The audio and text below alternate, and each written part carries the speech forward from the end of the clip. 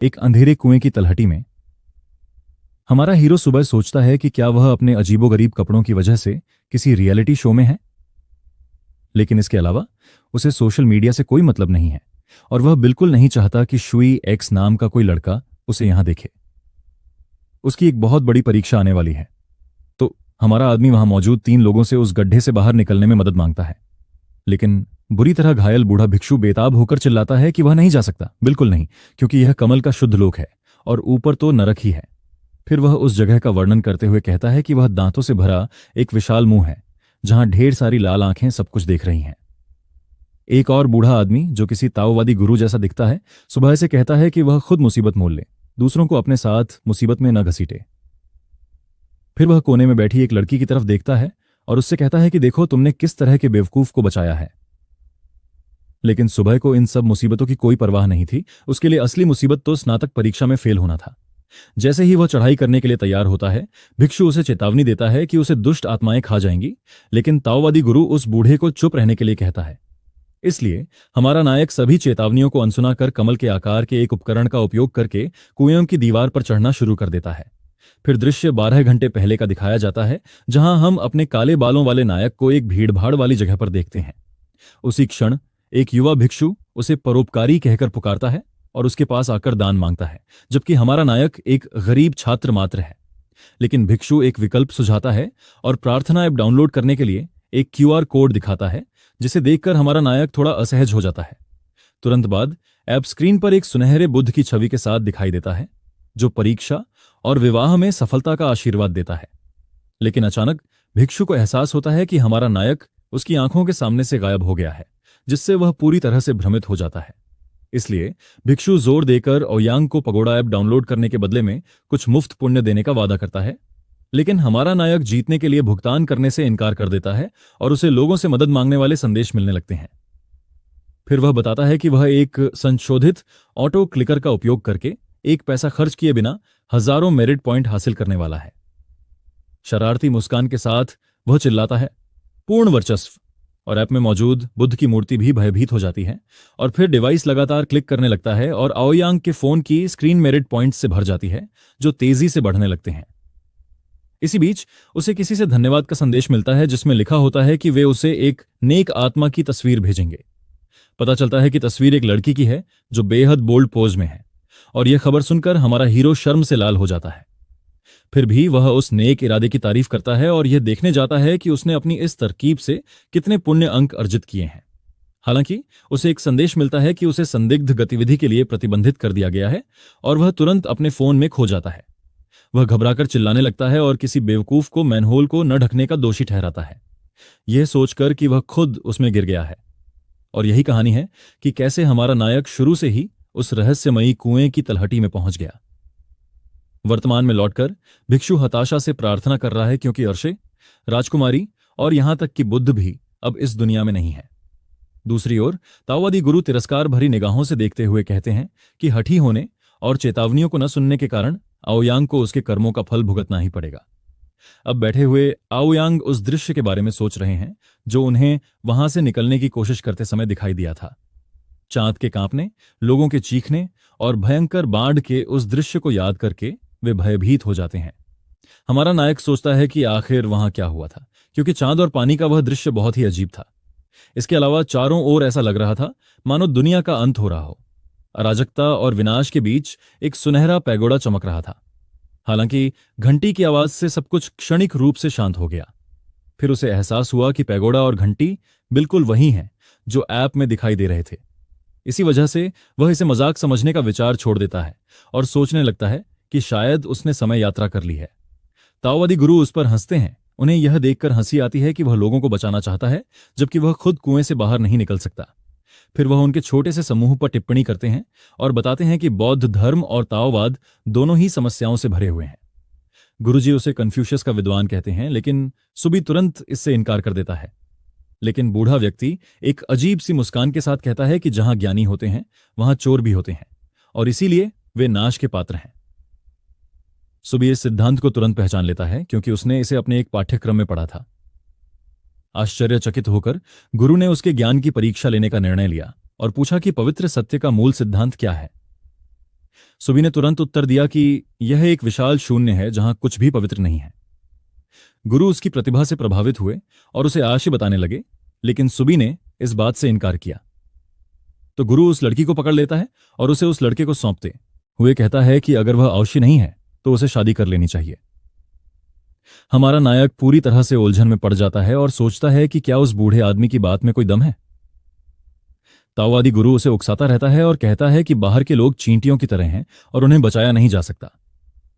वह सुबी के बहुत करीब आ जाता है और सुझाव देता है कि वह कमल जैसे शुद्ध लोक में ही रहे, क्योंकि आशी बनना उसके बस की बात नहीं है। लेकिन हमारे नायक को उसकी इतनी नजदीकी पसंद नहीं आती और वह बूढ़े को जोर से धक्का देकर दूर कर देता है। फिर वह चिल्लाता है कि वह किसी को बचाने नहीं जा रहा है और गुरु केवल अपनी बातों से उसे डराने की कोशिश कर रहा है। सुबी फिर दीवार की ओर मुड़कर कहता है कि वह यहां से निकल रहा है ताकि अपनी जान बचा सके। ताओवादी गुरु जमीन पर पड़ा रह जाता है और इतनी दूर फेंके जाने पर कुछ अपशब्द बड़बड़ाता है। हमारा नायक कहता है कि फिलहाल वह शादी का प्रस्ताव ठुकरा देगा, चाहे यह देवताओं का मजाक हो या सचमुच की घटना। हमारा नायक इसे अपनी आंखों से देखने के लिए दृढ़ संकल्पित है, इसलिए वह अपनी कमल की आकृति वाली कलाकृति को उठाता है और पूरी ताकत से कुएं के शिखर की ओर फेंक देता है। रस्सी लंबी अंधेरी दीवार पर ऊपर की ओर जाती है और अंत में शिखर पर किनारे से अटक जाती है। भिक्षु कहता है कि सुबी बस भ्रमित है, लेकिन ताओवादी गुरु उसे जाने देने के लिए कहते हैं क्योंकि इस पर समय बर्बाद करना उचित नहीं है। हमारा नायक रस्सी को कसकर पकड़ता है और चढ़ाई के लिए तैयार हो जाता है, जबकि लड़की चुपचाप उसे देखती रहती है। वह सोचता है कि क्या उसने पत्नी बनने की बात को गंभीरता से लिया है, और यह भी सोचता है कि भले ही वह प्यारी है, लेकिन यह मामला बिल्कुल अलग है। लड़की उसे घूरती है, उसका चेहरा शर्म से लाल हो जाता है और वह खुद को शांत होने के लिए कहता है वह एक सज्जन व्यक्ति है। फिर लड़की उसे अपना पानी देती है और वह उसे एक ही बार में पी जाता है। पानी पीने के बाद सुबी कहता है कि वह एक सज्जन व्यक्ति है और उसे पत्नी की जरूरत नहीं है, लेकिन वह वादा करता है कि जेल से छूटने पर वह उन्हें पानी चुका देगा। उसके शब्दों से लड़की का चेहरा लाल हो जाता है और वह घबरा जाती है, यहां तक कि उसका दिल भी जोर से धड़कने लगता है।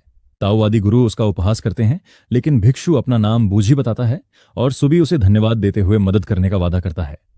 लेकिन फिर हमारे नायक को एहसास होता है कि बूझी का मतलब मुझे नहीं पता होता है और वह बहुत नाराज हो जाता है, यह सोचकर कि उसने जो मुक्का मारा वह काफी नहीं था। फिर भी वह वादा करता है कि अगर वह बच निकला तो सबको बचाने के लिए वापस आएगा, क्योंकि वह मानता है कि वे सब महत्वपूर्ण हैं। लड़की उसे चिंता से देखती है जब वह आखिरकार चढ़ाई शुरू करने के लिए तैयार होता है, और बहुत कोशिश के बाद हमारा नायक रस्सी के सहारे ऊपर चढ़ने लगता है, उस गड्ढे से बाहर निकलने की कोशिश करता है। जैसे जैसे वह ऊपर चढ़ता है, वह शिकायत करता है कि उसने अपनी स्नातक परीक्षा के लिए इतनी मेहनत से पढ़ाई की थी और अब वह किसी समय यात्रा पर आ गया है। हालांकि वह हर हाल में शिखर तक पहुंचने और वहां क्या हो रहा है यह पता लगाने के लिए दृढ़ संकल्पित है। लेकिन अचानक लाल आंखों वाला एक काला प्राणी शिखर पर प्रकट होता है और अपने नुकीले दांतों से रस्सी को काट लेता है। काटने की जोरदार ताकत से रस्सी टूटने लगती है और सुबी यह सब देखकर घबरा जाता है। वह पूरी तरह भयभीत होकर ऊपर देखता है और फिर वही भयानक दृश्य लाल आंखों और हाथों के साथ उसके चारों ओर फिर से प्रकट हो जाता है। फिर भी वह चिल्लाकर कहता है कि स्नातकोत्तर छात्र के दृढ़ संकल्प को कभी कम मत आंकना। नीचे ताओवादी गुरु कन्फ्यूशियस विद्वान पर कटाक्ष करते हैं, जबकि भिक्षु प्रार्थना करता है और लड़की यह सब देखती रहती है। हमारा नायक यह मानने से इनकार करता है कि वह इस जगह से नहीं निकल सकता, बिल्कुल नहीं। फिर रस्सी टूट जाती है और वह गिरने लगता है, लेकिन नीचे मौजूद कमल की आकृति वाली कलाकृति तेजी से चमकने लगती है। कुछ ही क्षणों में उस वस्तु से एक अजीब प्रतीक वाली शक्तिशाली सुनहरी रोशनी फूट पड़ती है। इसी वजह से हमारा नायक सुरक्षित रूप से नीचे उतरने में कामयाब हो जाता है और कहता है कि उसके फुर्तीले शरीर ने उसकी जान बचाई। लेकिन जब वह चारों ओर देखता है तो उसे पहले के उस भयावह दृश्य के बजाय एक सुंदर सूर्यास्त दिखाई देता है। इसीलिए सुबी सोचता है कि वह सारा डरावना दृश्य कहां चला गया। अचानक कोई चिल्लाता है कि काउंटी मजिस्ट्रेट आ गए हैं और वह इस उपाधि को सुनकर पूरी तरह से भ्रमित हो जाते हैं। हमारा नायक कुछ भी नहीं समझ पा रहा है और सोच रहा है कि वह कौन है और कहां है, क्योंकि वह किसी को पहचान नहीं पा रहा है। तभी एक नवोदित भिक्षु उसके पास आता है और एक कुत्ता उस पर भौंकता है। भिक्षु कहता है कि कुत्ते ने उसकी जान बचाई है, लेकिन सुबी गुस्से से भर उठता है क्योंकि वह उस कुत्ते को पहचान लेता है जिसने उसकी रस्सी कुतर दी थी। स्पूक नाम का छोटा कुत्ता भाग जाता है। भिक्षु उससे पूछता है कि वह क्यों भागा, और हमारा नायक इसका दोष पुण्य कमाने वाले पैगोडा ऐप पर डालता है। हालांकि वह युवक कहता है कि उसे ऐप के बारे में कुछ नहीं पता, और सुबी को एहसास होता है कि वह वही भिक्षु नहीं है। और इस तरह अंततः उसे समझ आता है कि वह किसी तरह एक मजिस्ट्रेट के शरीर में स्थानांतरित हो गया है। इस रहस्योद्घाटन के सदमे से हमारा नायक बेहोश हो जाता है और भयभीत भिक्षु मदद के लिए चिल्लाता है। बाहर भिक्षु मदद के लिए चिल्लाता है, उनसे मजिस्ट्रेट को उसके कमरे में वापस ले जाने और मठाधीश को बुलाने का अनुरोध करता है। इसी बीच कुएं में ताओवादी गुरु उस लड़की से कहते हैं कि अगर वह सचमुच सुबी से अलग न रह सकती तो उसके पीछे चली जाए। गुरु बताते हैं कि उसकी चोटें कोई बड़ी बात नहीं है, वह बस भूलने की बीमारी से पीड़ित है और वह तो बस उससे मजाक कर रहे थे। इसके अलावा वह अपने चिकित्सा कौशल का बखान करते हुए कहते हैं कि वे अन्य ताओवादियों से 10,000 गुना बेहतर हैं, लेकिन वह तुरंत चिढ़ जाता है और शिकायत करता है कि लड़की ने उससे सिर्फ इसलिए संपर्क किया क्योंकि वह पास में था और यह उसके लिए सुविधाजनक था। फिर बूढ़ा आदमी जमीन से अपनी तलवार उठाता है और कहता है कि उससे बात करना थका देने वाला है और वह अपनी कोठरी में वापस जाना चाहता है। वह तलवार लड़की की ओर फेंकता है और कहता है कि अगर उसकी बहनें ठीक हैं तो वह भी ठीक रहेगी, लेकिन उसे उसका एक हाथ काटना पड़ेगा। हालांकि वह एक घिनौना प्रस्ताव रखता है और अगली बार जब हमारा नायक मुसीबत में हो तो उसे बचाने के बदले में उसकी आंखें मांगता है। लड़की बिना एक पल भी हिचकिचाए शर्त मान लेती है, जिससे पता चलता है कि वह बलिदान देने के लिए दृढ़ संकल्पित है। गुरु उसके इस फैसले से चिढ़ जाता है और बड़बड़ाते हुए चला जाता है कि अब उसे विद्वानों से और भी नफरत हो गई है। फिर दृश्य कुछ दिनों बाद डोंगलिन मंदिर में बदल जाता है, जिससे पता चलता है कि कुछ समय बीत चुका है। एक कमरे में हम अपने नायक को पलंग पर लेटे हुए देखते हैं, जो उस पूरे अनुभव से उबर रहा है। रहस्यमय कुएं में जो कुछ भी हुआ उसके बाद वह गहरी नींद में सो रहा है, लेकिन असल में वह सपना देख रहा है और आधुनिक और प्राचीन दुनिया की उसकी यादें आखिरकार आपस में जुड़ रही हैं। फिर हमारा नायक जागता है और पुष्टि करता है कि वह एक समानांतर दुनिया में पहुंच गया है और अब वह विद्वान तान वुलंग है। इसके बाद हमारे नायक को पता चलता है कि जिस शरीर में वह अब है उसका नाम आओ यांग रोंग है, जो एक विद्वान सज्जन है। आओ यांग का जीवन कठिनाइयों से भरा था। बचपन में ही वह बीमार पड़ गया और अपने पिता को खो बैठा, लेकिन वह एक उत्कृष्ट विद्यार्थी था। उसने महारानी को युद्ध रोकने की सलाह भी दी, जिसके कारण उसे एक कुलीन उपाधि प्राप्त हुई। लेकिन उसकी मां के देहांत के बाद सब कुछ बदल गया और उसने एक राजकुमारी पर आरोप लगाया, जिसके लिए उसे दंडित किया गया। जनता के दबाव के कारण उन्हें पदावनत कर एक दूरस्थ जिले में जल मार्गों के प्रबंधन के लिए भेज दिया गया। वहां एक भीषण बाढ़ उन्हें बहा ले गई और हमारा नायक उनके साहस से प्रभावित होता है। सुबह स्वीकार करता है कि आओ यांग एक सच्चे सज्जन व्यक्ति थे, लेकिन उन्हें यह भी एहसास होता है कि यह दुनिया इतनी सरल नहीं है। इसलिए वह शरीर की मूल आत्मा से पूछता है कि क्या उसने कोई विशेष कौशल पीछे छोड़ा है। अचानक हमारा नायक बिस्तर पर जाग उठता है। बाहर बहुत शोर हो रहा होता है और उसे एक अजीब सा दर्द महसूस होता है। वह घबरा जाता है, यह सोचकर कि राजकुमारी या महारानी ने उसे मारने के लिए किसी को भेजा है। अपना अंत समझकर हमारा नायक हताश हो जाता है। उसे लगता है कि हथियारों ने उसे ढूंढ लिया है, लेकिन हार मानने के बजाय वह फैसला करता है कि उसे उस जगह से जितनी जल्दी हो सके भागना होगा। छिपते हुए वह सोचता है कि क्या दोबारा मरने से वह वापस अपनी दुनिया और अपनी परीक्षा में लौट जाएगा। इसी बीच बाहर एक पहरेदार एक भिक्षु पर हमला कर रहा है, क्योंकि 3 दिन बीत चुके हैं और हमारा नायक अभी तक नहीं जागा है। हमारा नायक डर जाता है और मरने का विचार छोड़ देता है, यह महसूस करते हुए कि उसे बचने का कोई और रास्ता सोचना होगा। बाहर एक बड़ा हंगामा शुरू हो जाता है। मठाधीश 2 महिलाओं के साथ भाग रहे हैं क्योंकि कुछ बुरा हो रहा है। वह जल्द ही वहां पहुंचता है और देखता है कि एक युवा भिक्षु जमीन पर पड़ा मदद के लिए चिल्ला रहा है, क्योंकि गार्ड यान पूरी तरह से अपना मानसिक संतुलन खो बैठा है। गार्ड गुस्से में है और धमकी देता है कि अगर डेस्परेट नाम के किसी व्यक्ति को कुछ हुआ तो वह सबको मार डालेगा। मठाधीश प्रार्थनाओं से उस व्यक्ति को शांत करने की कोशिश करता है, लेकिन लगता नहीं कि कुछ भी काम आएगा। इसी बीच हमारा नायक सारी चीख पुकार सुनता है और सोचता है कि उपन्यासों की तरह अब उसके प्रकट होने का समय आ गया है। गार्ड अपनी धमकियां जारी रखता है और कसम खाता है कि अगर मिंगफू नाम का यह व्यक्ति सुधर नहीं गया तो वह डोंगिंग मंदिर को नष्ट कर देगा। इस वजह से हमारे नायक को लगता है कि उसके पास इस स्थिति का डटकर सामना करने के अलावा कोई चारा नहीं है। तभी मठाधीश के साथ मौजूद महिलाओं में से एक नौकर से लाठी छीनकर लड़ाई में शामिल हो जाती है। मठाधीश उसे शांत होने के लिए कहते हैं, लेकिन वह महिला निडर होकर गार्ड यान की ओर बढ़ती है। एक झटके में वह अपने डंडे से गार्ड की तलवार को बड़ी आसानी से रोक देती है।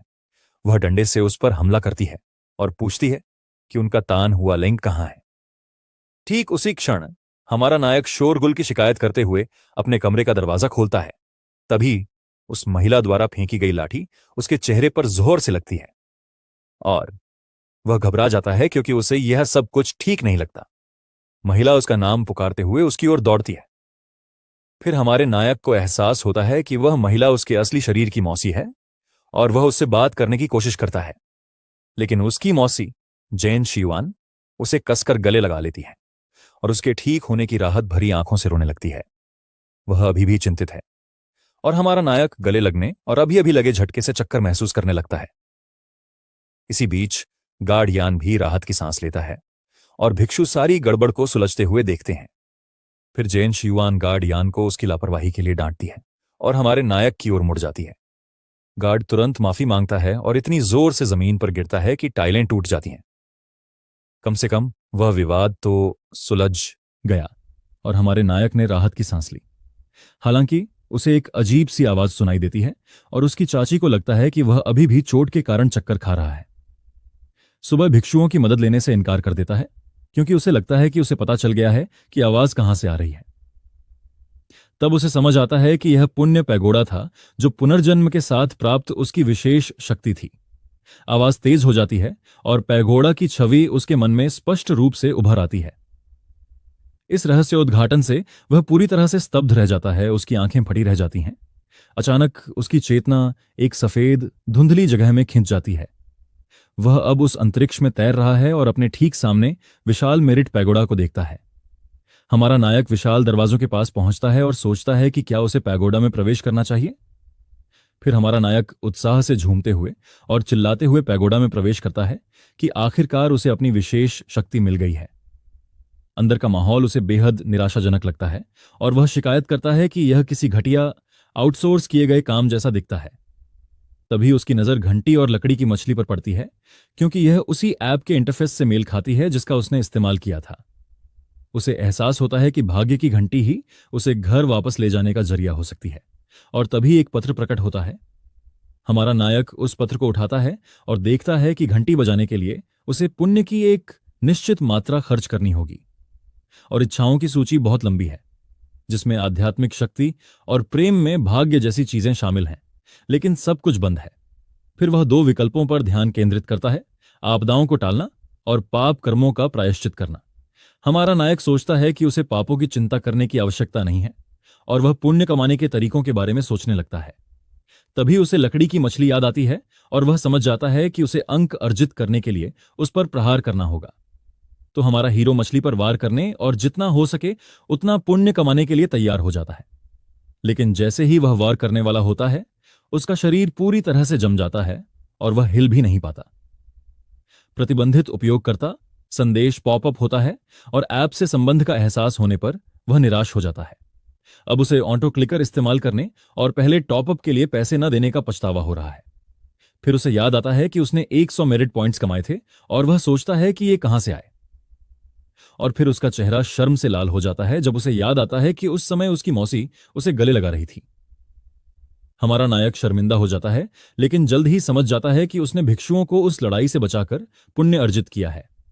फिर वह बहुत उत्साहित हो जाता है, क्योंकि अब उसे पता है कि उसे और अधिक पुण्य अर्जित करने के लिए अच्छे कर्म करने होंगे। लेकिन उसका उत्साह इतना तीव्र होता है कि वह अचानक चौंक जाता है और वास्तविकता में लौट आता है। उसकी चाची उसकी प्रतिक्रिया देखकर चौंक जाती है और उसे पकड़कर कहती है कि दोबारा उसे इस तरह मत डराना। इसी बीच भिक्षु और पहरेदार पीछे हट जाते हैं और मंदिर का प्रांगण आखिरकार शांत हो जाता है। अब शांत होकर हमारा नायक कहता है कि वह ठीक है और सोचता है कि पुण्य का यह मंदिर एक विनिमय दुकान जैसा है। और चेहरे पर मुस्कान लिए हुए वह यह निष्कर्ष निकालता है कि अब जब उसे पुण्य कमाने का तरीका पता चल गया है, तो उसे बस बाहर जाकर उसे हासिल करना है।